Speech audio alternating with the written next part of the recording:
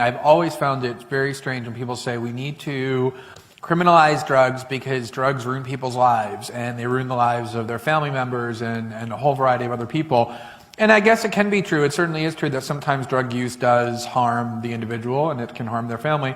But taking people who use drugs and putting them in the criminal court system and turning them into felons and then sticking them into a cage actually harms them a great deal as well.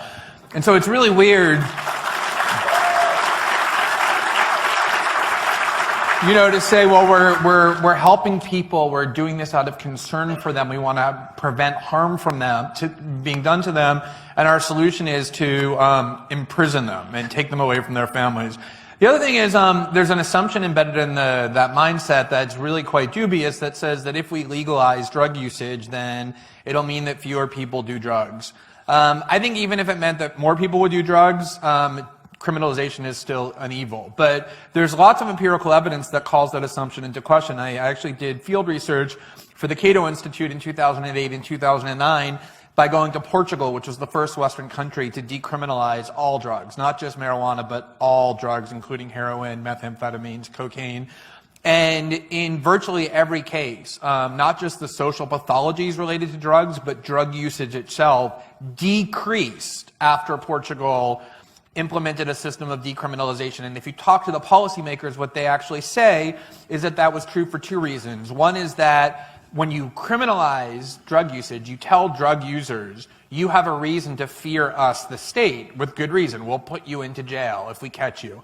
Which means that they run away from the state, they turn off from the state becomes their enemy.